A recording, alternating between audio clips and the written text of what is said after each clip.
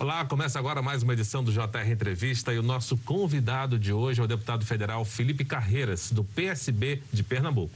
O deputado é presidente da Comissão do Esporte e da Frente Parlamentar da Cultura e Entretenimento.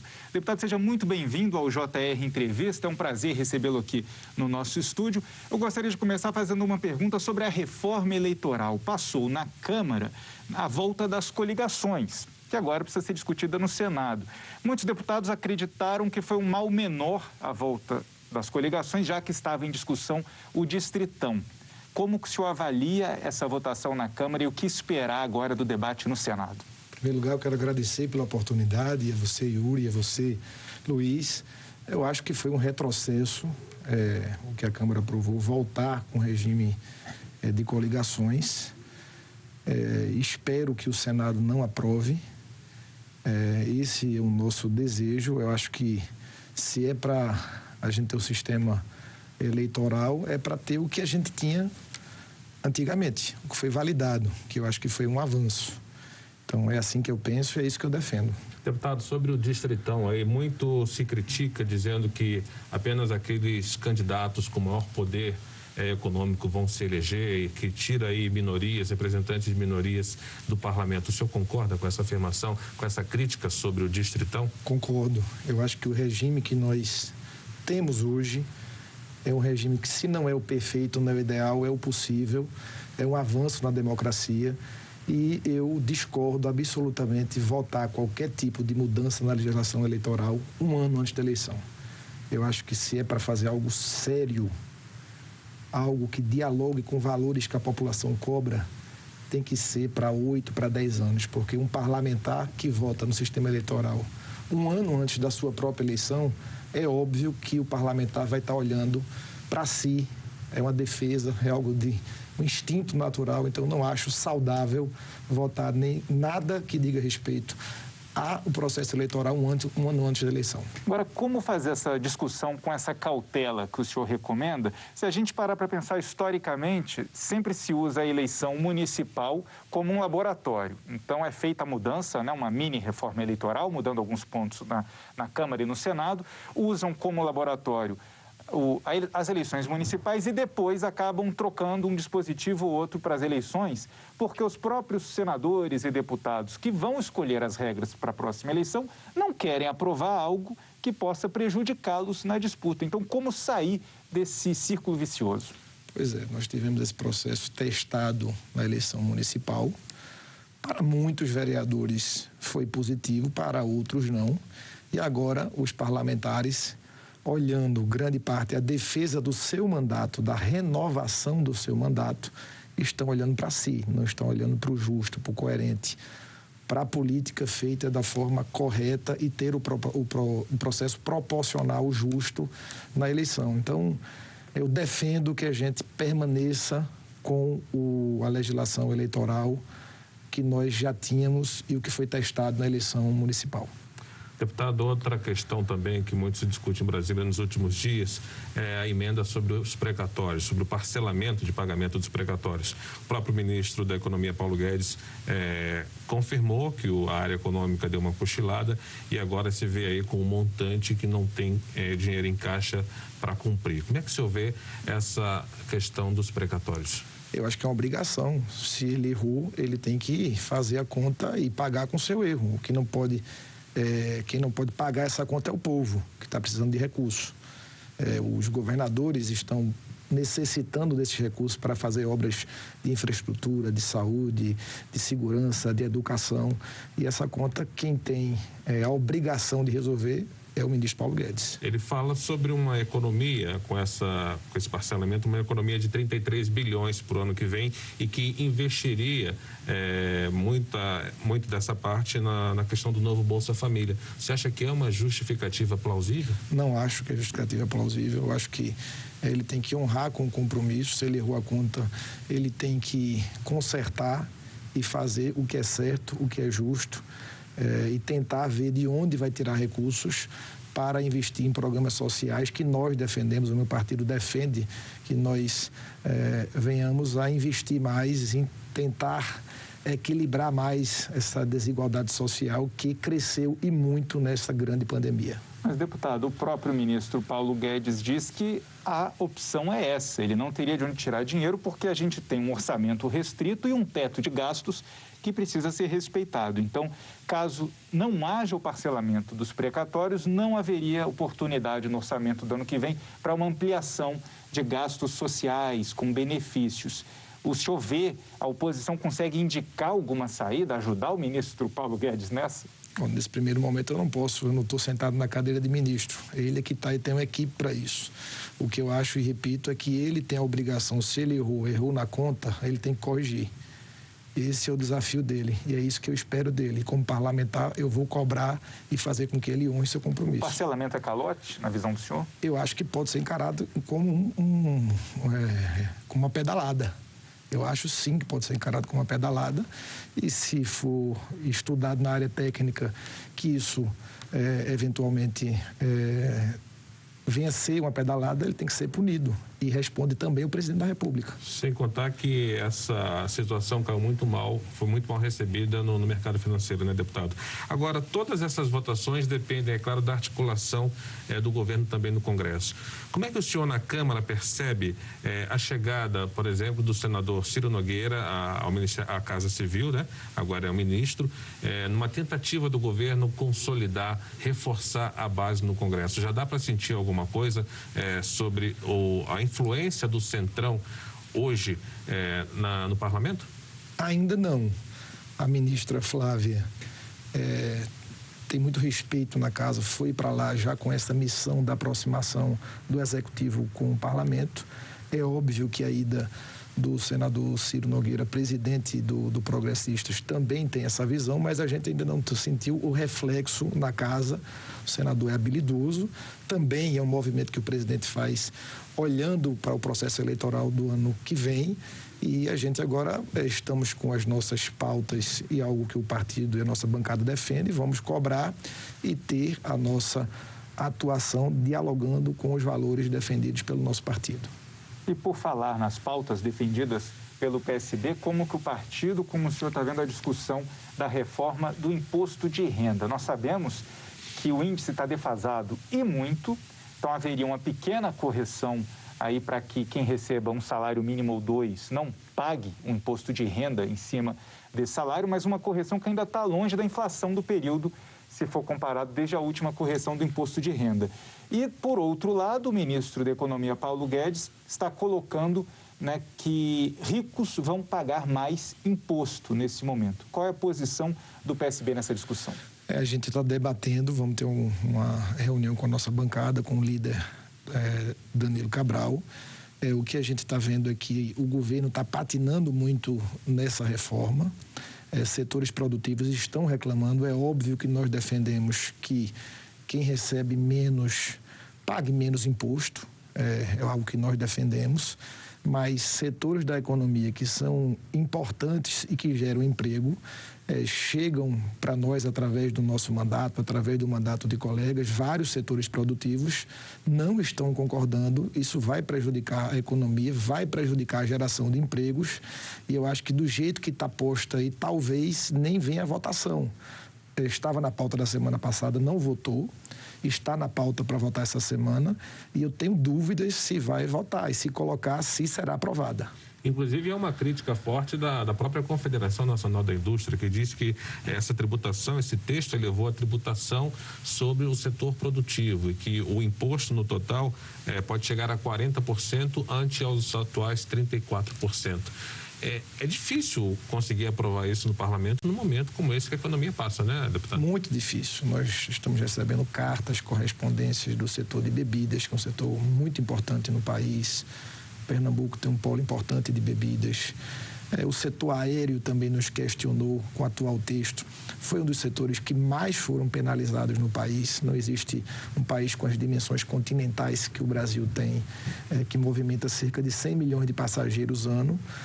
No atual texto, vai aumentar a carga tributária de importação, de leasing. Foi um dos setores mais penalizados, e agora teve uma companheira que quebrou antes da pandemia, entrar com um projeto como esse é praticamente querer aniquilar com um setor muito importante para o desenvolvimento econômico e social do nosso país. O senhor tem uma experiência empresarial no setor de eventos, também foi secretário de Turismo e Esportes. Hoje, como deputado, que reforma o senhor visualiza que seria importante para esse setor e trouxesse essa justiça social para o país também? Do nosso setor, que eu represento como presidente da Frente Parlamentar, nós apresentamos um projeto, o PES, o Programa Emergencial para a Retomada do Setor do Entretenimento, aprovado na Câmara e no Senado por unanimidade, que prevê um parcelamento de débito, que prevê um benefício fiscal de um setor que nunca teve na história nenhum tipo de benefício, um setor que gera emprego, que gera renda, que é uma das principais, vamos dizer que é a principal engrenagem do nosso setor cultural, da produção cultural. Ele nunca teve um benefício. O Brasil, por ano, diversas atividades econômicas, tem 315 bilhões, repito, 315 bilhões, Yuri e Luiz. O que o setor está pedindo é 1% para poder retomar. O presidente Bolsonaro, logo após sancionar e vetar o projeto em vários itens, assumiu o compromisso público de enviar um pacote à Câmara dos Deputados, isso foi em meados de julho, contemplando praticamente na sua integralidade o projeto, com benefício, com crédito e com um parcelamento de débitos. O crédito que foi anunciado, o Pronamp, o Fungentur, parece aquele jogo banco imobiliário que tem aquele dinheiro que não vale nada. Porque no mundo real, no Brasil real, o produtor de eventos que ainda está proibido de trabalhar na grande parte do nosso país, ele chega numa instituição bancária e pede a ele o faturamento do último ano. 99% é zero de faturamento. Como é que ele vai ter algum crédito para poder retomar a sua atividade econômica? Então, o governo simplesmente virou as costas para esse setor, assumiu o compromisso e não está honrando. Nós lembramos que você pode assistir ao JR Entrevista na Record News às 10h40 da noite. Também no portal R7, no Play Plus, no Jornal da Record e no JR 24 horas à 00:30 e também nas nossas redes sociais. Deputado, o senhor é relator o senhor faz parte da Comissão de Esporte e tem conversado com o relator também no sentido de conseguir maior incentivo ao esporte, sobretudo na lei na questão da dedução dessa lei. O que o senhor conseguiu até agora? Que promessa o senhor recebeu? Como é que o senhor pensa em aumentar os recursos para este setor, para o esporte, com uma nova legislação? Eu estou presidente da Comissão do Esporte e na relatoria da atualização da Lei Pelé, que é a lei principal, é a lei mãe de todo o desporto nacional. A gente acredita que há uma deficiência. Na verdade, não há uma política pública de Estado em relação ao esporte. O presidente Bolsonaro acabou com o Ministério do Esporte e tem reduzido os investimentos em relação ao esporte. E eu sempre tenho dito, a gente está chegando aí num período logo após das Olimpíadas, onde o povo brasileiro se sensibiliza, se emociona com os nossos grandes heróis nacionais, é o momento da grande vitrine do esporte brasileiro. E a gente muitas vezes esquece do alcance que o esporte tem como ferramenta de inclusão social. A gente tem que aplaudir e muito nossos grandes heróis nacionais, medalhistas nas Olimpíadas, mas o Brasil precisa ter uma política pública de esporte com olhar de ferramenta social, de inclusão social. Um dado muito importante do PNAD é que, nesta pandemia, os jovens chamados neném, que nem trabalham nem estudam, que representavam cerca de 24% dos 44 milhões de jovens entre 15 e 29 anos, que não trabalhavam nem estudavam, aumentou nesta pandemia para 30 anos. E muitos jovens, através do esporte, eles conseguem ascender na vida.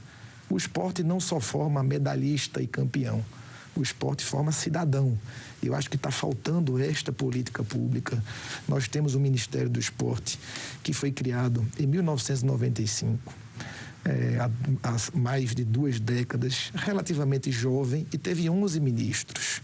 Então, a gente precisa que se enxergue o esporte como uma oportunidade de vida, de desenvolvimento social. E isso, infelizmente, não acontece. Nós temos a prática de educação física, a valorização do profissional da educação física, que é no ensino fundamental, que uma criança tem contato com a atividade física e alguma modalidade esportiva, que ela pode se apaixonar e, na sua vida, a partir daí, ter uma disciplina e possa ascender. Nós temos hoje cerca de 30% das escolas públicas no Brasil de ensino fundamental sem um profissional de educação física com licenciatura ministrando aula. Isso acontece também no ensino médio.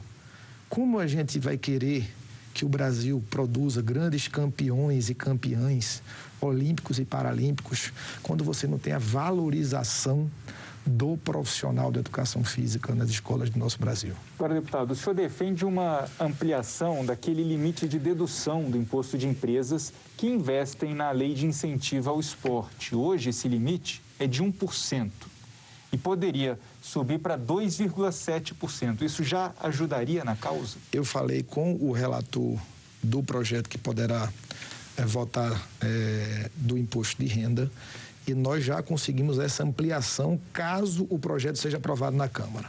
O que nós defendemos na nossa relatoria da Lei Pelé, e vamos atuar fortemente para isso, é que nós venhamos a ampliar o imposto, o benefício fiscal, no caso, a lei de incentivo ao esporte, e equiparar a lei de incentivo da cultura, a Lei Rouanet.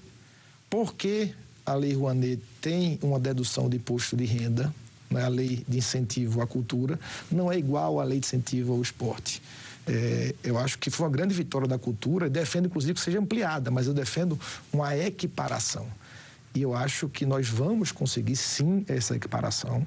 Agora, se nós conseguirmos aprovar que seja mantido esse texto do deputado Celso Sabino, relator do texto da reforma que está para ser votada talvez essa semana, vai ser uma vitória de uma batalha. Nós vamos trabalhar para, na atualização da Lei Pelé, nós venhamos a conseguir ampliar ainda mais e equiparar a Lei de Incentivo à Cultura. O senhor é relator da comissão responsável pela modernização da Lei Pelé. Por que é importante modernizar essa lei? Porque a lei foi criada em 1998, a Lei 9.615, e naquela época sequer existia internet. Muita coisa mudou. Então a gente entende e estamos sendo cobrados.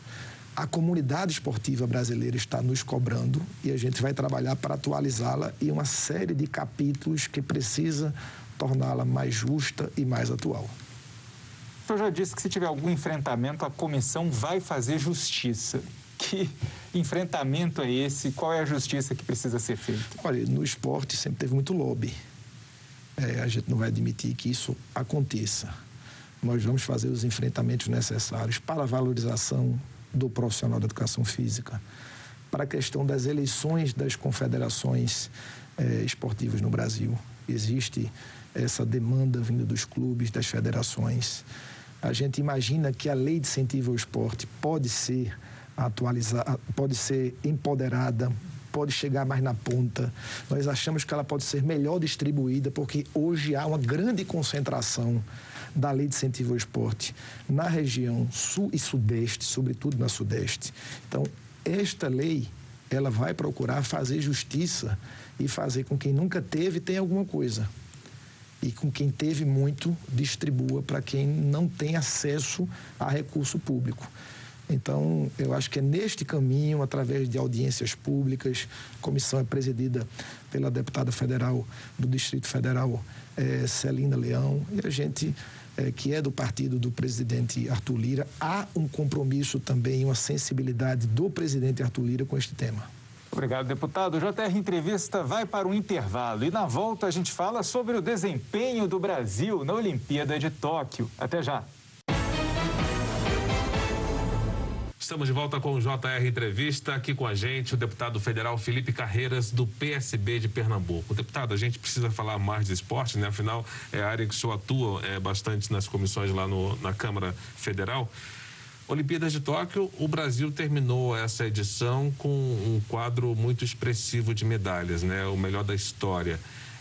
Como é que pode a gente melhorar essa situação de incentivo ao esporte para que, quando chegar num evento como esse, Olimpíada, outras competições internacionais, o Brasil possa, mais uma vez, ser destaque também? Eu acho que a gente tem que celebrar muito essa vitória e o número histórico de 21 medalhas, mas a gente tem que observar também que, se nós olharmos para a Olimpíada passada e a gente teve 19 medalhas, essa nós tivemos 2 novas modalidades, o skate e o surf. E ambas deram 4 medalhas para o Brasil. Se nós subtrairmos e não existisse essas 2 modalidades, o Brasil teria caído, teria ganho 17 medalhas. Isso tem que ser dito, tem que ser enxergado. Porque se a gente enxerga o esporte como política pública, algo talvez esteja errado. E o que eu sempre defendo é que nós precisamos ter uma política de Estado voltada para o esporte. A gente fica muito feliz, emocionado, a população contagiada com o desempenho dos brasileiros e brasileiras. Inclusive, as mulheres tiveram um desempenho histórico com 9 medalhas nessa Olimpíada. Mas o que a gente espera é que olhem para o esporte como ferramenta de inclusão social lá na base, lá no ensino fundamental, que cada escola, numa pequena cidade do interior do nosso imenso Brasil, tenha um profissional da educação física. Que aquele técnico que ensina jovens que muitas vezes não têm o que fazer no subúrbio de um grande centro, que ele seja valorizado. Que muitas vezes ele tira uma criança do mundo das drogas e, através do esporte, ele tem uma formação de disciplina, de integração, de libertação, de ascensão através do esporte. Eu acho que esse olhar, ele vai num alcance muito maior até do que um atleta ou uma atleta que ganhou uma medalha, que são heróis nacionais, mas um professor simples, humilde, que tira uma criança do mundo da perdição, no campo de várzea, e esse jovem, através do esporte, tem uma libertação social, ele merece talvez uma medalha igual a que os nossos medalhistas ganharam agora em Tóquio. Então, acho que o esporte precisa ter esse olhar de profundidade. Quando o senhor fala do olhar social do esporte, esse olhar também vai acabar ajudando lá no alto rendimento, lá nas medalhas na Olimpíada, porque você aumenta a quantidade de atletas na base, então fica mais fácil também descobrir aqueles grandes talentos que, às vezes, né, no país todo, a gente sabe que tem, são mais de 200 milhões de habitantes, mas não são revelados, né? Sem dúvida. É lá na base que um jovem tem um contato com a sua modalidade esportiva que ele escolhe. É quando ele é criança. Na maioria das escolhas que sequer nós temos um profissional com licenciatura de educação física para ministrar uma aula, para acompanhar um treino de uma criança, a sua própria educação física, sequer tem espaços para a prática de atividade física, sequer tem uma bola, tem uma rede, tem uma raquete, tem uma pista de skate. Tem muitas cidades do nosso imenso Brasil que não tem uma pista de skate. Então, a gente precisa ter, em primeiro lugar, profissionais habilitados, formados nessas escolas, ter equipamento e ter investimento público para acompanhar. Eu não tenho dúvida nenhuma que, se o Brasil tiver esse olhar e enxergar a profundidade do que o esporte pode fazer, não só como uma ferramenta de libertação, de inclusão social, também de saúde pública preventiva. Nunca se falou tanto em recomendação da OMS, da Organização Mundial de Saúde. E a OMS sempre falou que cada real investido economizam R$4 dos hospitais públicos. Então, investimento inteligente quando você incentiva a prática de esporte e a prática de educação física, de atividade física. Deputado, eu queria falar um pouquinho sobre a lei do mandante, que foi alterada recentemente na Câmara. O que muda a partir de agora com esse novo texto? Eu acho que fica mais justa. É bom que se diga que foi algo que foi uma grande reivindicação de praticamente todos os clubes do Brasil, da Série A, da Série B e da Série C. Eu recebi, enquanto presidente da Comissão do Esporte, os representantes desses clubes.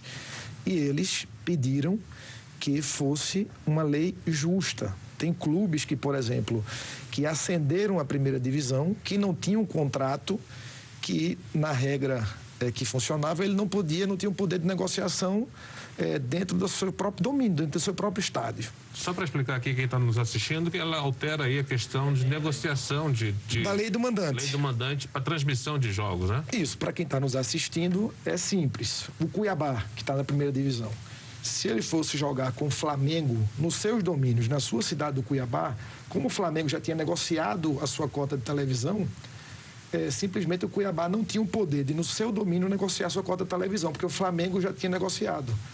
Quem transmite não consegue transmitir um time só, tem que transmitir os dois, ou seja, o Cuiabá não tinha condição de negociar. Agora, ele tem. Agora, todo clube que joga no seu domínio vai pertencer a ele a negociação e a forma, o modelo do negócio mais saudável para o seu clube. Tá certo, deputado. A gente vai para um rápido intervalo. No próximo bloco, falamos sobre a pandemia do coronavírus e a atuação dos governadores na região Nordeste. Até já. Estamos de volta com o JR Entrevista. E o nosso convidado de hoje é o deputado federal Felipe Carreiras, do PSB de Pernambuco. Deputado, como o senhor está vendo a atuação dos governadores no Nordeste no combate à pandemia? Estou vendo de forma positiva, Yuri. Eu acho que os governadores estão trabalhando de forma integrada. Eu acho que era assim que a gente gostaria que todo o Brasil estivesse fazendo. Era presidente da República, com ministros e governadores dos 27 estados da federação trabalhando em parceria de forma integrada para combater a pandemia. No Nordeste a gente tem enxergado isso. O senhor tem um projeto que cria aí o chamado passaporte digital da imunização. O que é isso, deputado? Na verdade, é um projeto que foi aprovado no Senado Federal. É um certificado de segurança sanitária que vai permitir, através de uma ferramenta, a retomada das atividades econômicas na medida que os governadores acharem conveniente. E não vai obrigar as pessoas a se vacinarem. Quem não quiser se vacinar vai ter que fazer um teste e poder ir a um evento esportivo, por exemplo, para dar mais segurança ao evento esportivo. A própria Organização Internacional do Transporte Aéreo vai exigir esse tipo de certificado ou da vacinação ou que a pessoa não está contagiada. Agora, o próprio governo federal enfrenta uma resistência explícita do presidente Jair Bolsonaro quanto a esse modelo, que já foi defendido, inclusive, pelo ministro do Turismo, Gilson Machado, né? Pois é, já teve entrevista do próprio ministro, nós tivemos o Senado Federal com senadores da base do governo, aprovaram por unanimidade o projeto do certificado de segurança sanitária ou o passaporte da imunização, e a gente fica vendo o governo patinando sem entendimento, e quem paga essa conta no final é a população, porque a gente não vai ter a proteção e uma ferramenta de segurança digital para a volta de várias atividades econômicas. Deputado, falando um pouquinho mais de política, o senhor defende que o PSB tenha voos mais altos e fuja um pouquinho daquela já esperada aliança com o PT, por exemplo, para as eleições presidenciais. Como é que seria esse voo mais alto? Quem seria um nome forte do PSB? Muito bem, Luiz. Eu defendo o que Eduardo Campos, nosso saudoso e eterno líder, defendia. Eduardo foi candidato em 2014, rompendo uma aliança com o PT.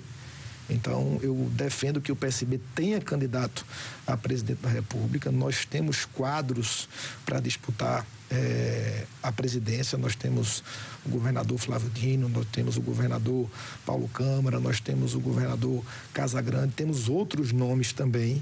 E o que eu defendo dentro do partido é que nós venhamos a ter candidatura própria para romper com essa polarização, esse grande extremismo que existe no Brasil.